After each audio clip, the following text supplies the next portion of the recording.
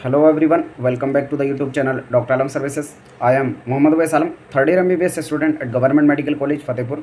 तो अभी इस वीडियो में बात करने वाला हूँ बहुत ही इंपॉर्टेंट टॉपिक की, जो है कि नीट काउंसलिंग के रजिस्ट्रेशन में आपके ऑनलाइन वेरिफिकेशन के लिए कौन कौन से डॉक्यूमेंट लगेंगे।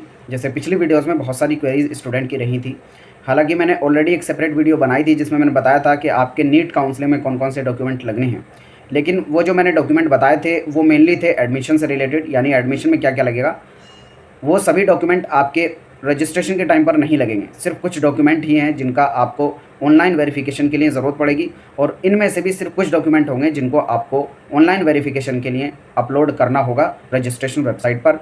यानी ऑल इंडिया कोटा के लिए आपको MCC पर डालना होगा और स्टेट कोटा के लिए रेस्पेक्टिव स्टेट वेबसाइट पे आपको अपलोड करना होगा। इसमें से सिर्फ कुछ डॉक्यूमेंट होंगे, कौन कौन से हैं मैं पूरा इसमें बताऊंगा। और उसके साथ ही ये जो डॉक्यूमेंट रहेंगे ये सेम रहेंगे, चाहे MCC काउंसलिंग के लिए हो, MBBS BDS और BSc नर्सिंग की, या फिर आयुष काउंसलिंग BAMS BHMS और BMS की, क्योंकि जो ऑनलाइन वेरिफिकेशन डॉक्यूमेंट का होना है वो बिल्कुल सेम रहेंगे और बाकी जो डॉक्यूमेंट हैं वो भी काउंसलिंग के लिए सेम रहते हैं, यानी बाकी जो एडमिशन के लिए लगते हैं डॉक्यूमेंट। तो इसमें पूरा बात करेंगे ऑनलाइन कौन कौन से डॉक्यूमेंट चाहिए, उसमें से आपको वेबसाइट पर कौन कौन से अपलोड करने हैं, फिर टोटल डॉक्यूमेंट क्या क्या चाहिए एडमिशन के टाइम पर, फिर उसमें कौन कौन से ज़रूरी डॉक्यूमेंट हैं और कौन कौन से एक्सेसरी हैं। एक्सेसरी का मतलब ऐसे डॉक्यूमेंट जो आपके पास नहीं भी होंगे तो आपका एडमिशन उसकी वजह से नहीं रुकेगा। तो जो लोग भी चैनल पर नए हैं वो चैनल को सब्सक्राइब करें, वीडियो को लाइक करें और अपने फ्रेंड्स में ज़रूर शेयर करें। यहाँ पर कंप्लीट काउंसलिंग का प्रोसेस अपडेट आपको टाइम टू टाइम मिलता रहता है। उसके साथ ही हमारे चैनल डॉक्टर आलम सर्विसेज पर पेड काउंसलिंग भी कराई जाती है, जिसमें गाइडेंस का चार्ज सभी प्लेटफॉर्म्स में लोएस्ट है। जस्ट 1200 रुपीज़ में आपको कंप्लीट काउंसलिंग का guidance, rules regulations, update, colleges की प्रेफरेंस लिस्ट और आपके जो काउंसलिंग के डाउट्स होंगे उनको सॉल्व करना जस्ट 1200 रुपीज़ में पूरा प्रोसेस बताया जाएगा। तो जो लोग चाहते हैं वो ज्वाइन कर सकते हैं, नीचे डिस्क्रिप्शन में लिंक दिया है व्हाट्सएप ग्रुप का, वहाँ से जाकर आप ज्वाइन कर सकते हैं। और अगली जो वीडियो रहेगी वो रहेगी प्रेफरेंस लिस्ट को लेकर, मेनली उत्तर प्रदेश की, क्योंकि काफ़ी स्टूडेंट की क्वेरी थी। और उसके साथ ही जैसे ही काउंसलिंग का रजिस्ट्रेशन स्टार्ट होगा 14 अगस्त से, तो आपको यहाँ पर लाइव रजिस्ट्रेशन भी करके दिखाएगा हम लोग। तो यहाँ पर आप जो है चैनल के साथ जुड़े रहें ताकि जो भी अपडेट है आपको सबसे पहले मिले। तो सबसे पहली चीज़ जो आपको रजिस्ट्रेशन के लिए चाहिए होगी, यानी जब आप ऑनलाइन रजिस्ट्रेशन करेंगे काउंसलिंग के लिए MCC पोर्टल पर, तो एक तो आपकी ईमेल आईडी होनी चाहिए। ईमेल आईडी कौन सी? वही जो आपने नीट के एप्लीकेशन फॉर्म में भरी थी। काफ़ी स्टूडेंट की क्वेरी ऐसी रहती है और मेरे पास आई भी थी इस साल भी, और ये हर साल का कांस्टेंट है। कुछ चीज़ें ऐसी होती हैं जो कभी चेंज नहीं होती। ये ऐसी कि कुछ स्टूडेंट की जो ईमेल आईडी है वो लॉस्ट हो गई है, ये किसी वजह से जो उन्होंने भरी थी अब उनके पास उसकी एक्सेस नहीं है। तो एक तो बेटर ऑप्शन ये है कि आप जिस फ़ोन नंबर से उस ईमेल आईडी को बनाए हो, या फिर वो ईमेल आईडी आपको याद होगी, अगर याद नहीं है तो जो कन्फर्मेशन पेज है उसमें भी वो ईमेल आईडी लिखी होगी, वहाँ से आप उसको रिट्रीव करो, फिर उसको डाल के जो है पासवर्ड वगैरह फॉरवर्ड पासवर्ड करेंगे तो आपको जो है ईमेल आईडी आ जाएगी पासवर्ड डाल के। बस इसमें थोड़ा ही टाइम लगेगा, लेकिन फिर भी अगर कोई ऐसी सिचुएशन हो गई है कि आपके पास ईमेल आईडी बिल्कुल नहीं बची है, तो आपके पास जो दूसरा ऑप्शन बचता है वो है फ़ोन नंबर का। हालांकि दोनों होने चाहिए तो बेहतर है, लेकिन दोनों में से कोई एक भी है तब भी आपका काम चल जाएगा, क्योंकि जो पासवर्ड वगैरह है वो उससे आप अपना काउंसलिंग का पासवर्ड वगैरह जो है चेंज और लॉगिन कर सकते हैं। क्योंकि लॉगिन करने के लिए सबसे पहले जो है OTP भेजा जाएगा आपके इसी ईमेल या फ़ोन नंबर पर। अगर इन दोनों में से एक भी आपके पास नहीं है तब दिक्कत है, फिर आप काउंसलिंग नहीं कर पाएंगे। तो इसलिए बेहतर है दोनों को आप जो है मेंटेन करके रखें। इसीलिए पहले ही बोला जाता है नीट के फॉर्म के टाइम पर कि आपको एक्टिव ईमेल आईडी और फ़ोन नंबर यूज़ करना है, जिसको आप जो है सुरक्षित रखें। तीसरा, आपको ID प्रूफ चाहिए। ID प्रूफ में आप जो है अपना आधार यूज़ कर सकते हैं, जो कि मोस्ट कॉमनली लोगों से यूज़ किया जाता है। अगर ये नहीं है तो पैन कार्ड भी यूज़ कर सकते हैं, पासपोर्ट या फिर ड्राइविंग लाइसेंस भी यूज़ कर सकते हैं। अब ये जो है ऐसा नहीं है कि इसका फ़ोटो आपको जो है अपलोड करना होगा वेबसाइट पर। आधार नंबर सिर्फ आपको जो है लॉगिन करने के लिए रिक्वायरमेंट हो सकती है, जैसे आयुष में मोस्टली इसकी रिक्वायरमेंट होती है, या फिर इसका नंबर सिर्फ आपको डालना रहेगा। इसके फ़ोटो डालने की ज़रूरत नहीं है, मतलब अपलोड करने की ज़रूरत नहीं है इस डॉक्यूमेंट को। बाकी आपका फ़ोटो रहेगा। फ़ोटो में भी हो सकता है ऑनलाइन मांगे, अगर ऑनलाइन नहीं मांगे तो आपको जो रजिस्ट्रेशन फॉर्म होगा सिर्फ उस पर चिपकाना रहेगा, ठीक है। कुछ स्टेट में होगा कि यहाँ पर अपलोड करना भी बोल सकते हैं, क्योंकि ये कुछ चीज़ें जो है स्टेट टू स्टेट वेरी कर सकती हैं। तो ये ऑल इंडिया कोटा और स्टेट का सब कुछ मतलब इसी में कवर हो जाएगा, आपको अलग से कुछ देखने की ज़रूरत नहीं है। रेस्पेक्टिव स्टेट वाइज भी जो चीज़ें हैं वो मैं यहाँ पर बता दूँगा। उसके बाद जो नीट का रिजल्ट है ये कॉमन है, आप किसी भी स्टेट में कर रहे हो या ऑल इंडिया कर रहे हो, नीट का रिजल्ट जो है आपका ज़रूरी है। ये अपलोड करने की आपको ज़रूरत नहीं है, इसमें आपको ज़रूरी इसलिए है कि उसका जो रोल नंबर है और ऑल इंडिया रैंक वगैरह ये सब आप मैच कर सकें। कुछ जगह पर हो सकता है इसको अपलोड करने बोले, लेकिन इसकी अपलोडमेंट की मोस्टली ज़रूरत नहीं है। ये काउंसलिंग के समय पर आपको ऑब्वियसली चाहिए होगा। कौन कौन से डॉक्यूमेंट मेनली काउंसलिंग के टाइम पे चाहिए होंगे वो भी मैं अभी आपको नीचे बता दूंगा। फिर अगला जो है वो है 10th क्लास की मार्कशीट। अब ये कंपलसरी चीज़ है, अगर 10th की मार्कशीट नहीं कुछ जगह पर मांगी जाएगी तो पासिंग सर्टिफिकेट मांगा जाएगा। तो ये कंपलसरी है, आपको जो है इसकी फ़ोटो भी अपलोड करने के लिए बोला जाएगा। उसके साथ ही आपने जो मार्क्स स्कोर किए थे अलग अलग सब्जेक्ट में, टोटल कितनी परसेंटेज थी, किस सब्जेक्ट में कितने मार्क्स थे, ये भी यहाँ पर अपलोड कराया जाएगा आपसे। उसका ही रोल नंबर भी लिखा जाएगा, कब आपने पास किया, ये सब भी पूरी इन्फॉर्मेशन, कॉलेज का नाम, कहाँ से पास किया, कब किया, पूरी इन्फॉर्मेशन आपसे भराई जाएगी फॉर्म में और इसकी मार्कशीट भी लगेगी।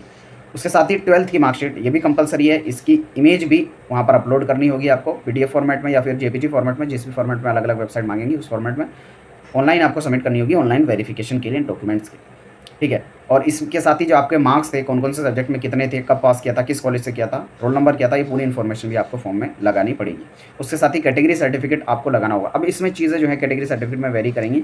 अगर कैटेगरी सर्टिफिकेट के लिए आप एप्लीकेबल हैं तभी लगाना होगा। फॉर एग्जाम्पल कोई जनरल से बिलोंग करता है तो कैटेगरी सर्टिफिकेट की जरूरत ही नहीं है। अगर कोई ईडब्ल्यूएस से बिलोंग करता है तो उसको ईडब्ल्यूएस लगाना पड़ेगा, वो भी 1 अप्रैल 2024 के बाद का। ओबीसी से बिलोंग करता है तो ओबीसी का सर्टिफिकेट लगाना पड़ेगा। अगर ऑल इंडिया कोटा में है, एआईक्यू में पार्टिसिपेट कर रहे हैं यानी एमसीसी या AA-CCC में, तो उनको एनसीएल वाला लगाना पड़ेगा, सेंट्रल लेवल वाला। लेकिन अगर स्टेट कोटा में पार्टिसिपेट कर रहे हैं तो इनको स्टेट वाला लगाना पड़ेगा। ये ध्यान देना आपको, स्टेट में स्टेट वाला लगेगा, ऑल इंडिया वाला नहीं चलेगा, और ऑल इंडिया में ऑल इंडिया वाला चलेगा, स्टेट वाला नहीं चलेगा। ये ध्यान रखना आपको। और 1 अप्रैल 2024 का। फिर उसके बाद कुछ स्टूडेंट होंगे जो SC और ST से बिलोंग करते हैं, तो SC और ST में डेट का कोई इशू नहीं है, अगर पुराना भी है तो वो चल जाएगा, लेकिन जो है वो अथॉरिटी से कॉम्पिटेंट बना हुआ होना चाहिए। ठीक है, तभी वो एप्लीकेबल होगा, यहाँ पर माना जाएगा। फिर उसके बाद बहुत सारे स्टूडेंट की क्वेरी रहती है कि क्या हम कैटेगरी चेंज कर सकते हैं नीट के काउंसलिंग के टाइम पर।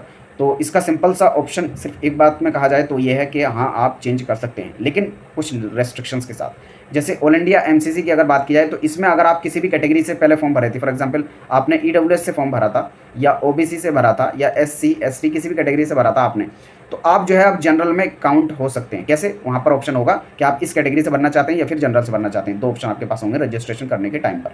बाकी जब रजिस्ट्रेशन होगा तो लाइव आपको पूरा प्रोसेस करके बताया जाएगा, उस टाइम भी आप देख सकते हैं। तो इसलिए आप चैनल के साथ जुड़ जाएँ, पूरी प्रोसेस जो है यहाँ पर बताई जाएगी। तो उस टाइम भी अब हम आपको जो है बताएंगे कि आप जो है कैटेगरी से हैं तो जनरल में कन्वर्ट हो सकते हैं, जनरल से फॉर्म भर सकते हैं। ओबीसी हैं, SC हैं, ST किसी भी कैटेगरी से जनरल से भर सकते हैं। लेकिन अगर आपने जनरल से पहले ही फॉर्म भरा था तो आप कैटेगरी में वापस नहीं जा सकते। ये MCC का रूल बता रहा हूँ मैं, all India quota MBBS BDS BSc nursing का। लेकिन स्टेट वाइज कुछ चीज़ें वेरी कर सकती हैं। जैसे यूपी नीट का लास्ट ईयर क्या था, वही प्रोसेस मुझे लगता है इस साल भी रहेगा कि आपने किसी भी कैटेगरी से फॉर्म भरा हो और आप जो है कैटेगरी चेंज कर सकते हैं। यानी आपने general, EWS, OBC, SC ST किसी भी कैटेगरी से आप जो है कन्वर्जन कर सकते हैं। जनरल में जा सकते हैं, EWS में जा सकते हैं, OBC में जा सकते हैं, SC में जा सकते हैं। अगर आपने पहले जनरल से भरा था, EWS में भी जा सकते हैं, OBC में जा सकते हैं, ST में भी जा सकते हैं। ये किसका बता रहा हूँ? यूपी नीट का बता रहा हूँ। ये लास्ट ईयर ऐसा था और मुझे लगता है इस साल भी जो है आपको चेंज करने का ऑप्शन मिलेगा। तो ये जो कुछ चीज़ें हैं स्टेट टू स्टेट काउंसलिंग पर भी वेरी करेंगी। बाकी जब काउंसलिंग होगी तो उस टाइम पर हम डिटेल में बता देंगे कहाँ कहाँ पर आपको चेंज करने का ऑप्शन है, कहाँ कहाँ पर नहीं है। बाकी एक जो यूनिफॉर्मिटी हमेशा रहेगी किसी भी काउंसलिंग में, अगर आपने पहले कैटेगरी से भरा था तो आप जो है जनरल में कन्वर्ट हो सकते हैं। किसी भी कैटेगरी से आप जो है जनरल में कन्वर्ट हो सकते हैं, लेकिन कुछ जगहों पर अगर आपने जनरल से भरा तो वापस कैटेगरी में नहीं जा सकते, जैसे ऑल इंडिया कोटा में। बाकी इस साल के क्या रूल्स रहेंगे उस टाइम पर हम आपको डिटेल में बता देंगे। एक्सपेक्टेड है अगले 1-2 दिन के अंदर जो है रूल्स रेगुलेशंस का प्रोसेस भी ऑल इंडिया कोटा का आ जाएगा। तो ये तो सब वो डॉक्यूमेंट हो गए जो आपके लगने हैं ऑनलाइन रजिस्ट्रेशन के लिए, जो आपका ऑनलाइन डॉक्यूमेंट का वेरिफिकेशन होगा। बाकी जब आपका एडमिशन हो जाता है तो आपको अपने डॉक्यूमेंट जो नीट काउंसलिंग में चाहिए एडमिशन के टाइम पर, उसमें कुछ डॉक्यूमेंट की लिस्ट ये है जिसमें मैंने आपको बताया था। जो ऊपर डॉक्यूमेंट बताए थे वो तो सबके सब चाहिए ही चाहिए। उसके साथ ही आपको नीट का एडमिट कार्ड भी चाहिए, नीट का फॉर्म भी चाहिए, यानी कन्फर्मेशन पेज। इसमें मैंने बता दिया था आपको डिटेल में कैसे आप अपना एडमिट कार्ड और नीट का कन्फर्मेशन पेज डाउनलोड कर सकते हैं उमंग ऐप डाउनलोड करके। अगर आपने वीडियो नहीं देखी तो आप जाकर देख लें, नीचे डिस्क्रिप्शन में भी मैं उसका लिंक दे दूँगा अगर आपके पास नहीं है तो। स्कोर लेटर यानी रिजल्ट आपको डाउनलोड करना है। प्रोविजनल अलॉटमेंट लेटर, जब आपको कॉलेज अलॉट होगा तो आपको अलॉटमेंट लेटर डाउनलोड करना होगा। 10th की मार्कशीट, 12th की मार्कशीट, पासिंग सर्टिफिकेट सॉरी, और फिर 10th की मार्कशीट और 12th की मार्कशीट। कुछ जगहों पर पासिंग सर्टिफिकेट नहीं होता है तो इसकी बहुत घबराने की जरूरत नहीं है, 10th 12th की मार्कशीट भी है तो उससे काम चल जाएगा।